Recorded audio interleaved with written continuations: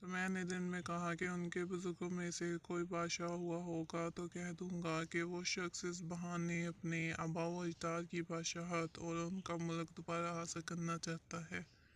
اور میں نے تم سے پوچھا کہ اس بات کے کہنے یعنی پیغمبری کا دعویٰ کرنے سے پہلے تم نے کبھی اس کو دروغ کو ایک الزام لگایا ہے؟ تم نے کہا نہیں۔ تو میں نے سمجھ لیا کہ جو شخص آدمیوں کے ساتھ دروغ گوئی سے بچے وہ اللہ کے بارے میں کیسے جھوٹی بات کہہ سکتا ہے۔ اور میں نے تم سے پوچھا کہ بڑے لوگوں اس کی پیرو ہوتے ہیں یا کمزور آدمی؟ تم نے کہا کمزوروں نے اس کی اتباع کی ہے۔ تو دراصل یہی لوگ پیغمبروں کے متبعین ہوتے ہیں۔ اور میں نے تم سے پوچھا کہ اس کے ساتھی بڑھ رہے ہیں یا کم ہو رہے ہیں؟ تم نے کہا کہ وہ بڑھ رہے ہیں اور ایمان کی کیفیت یہی ہوتی ہے حتیٰ کہ وہ کامل ہو جاتا ہے۔ اور میں نے تم سے پوچھا کہ آیا کوئی شخص اس کے دین سے ناخوش ہو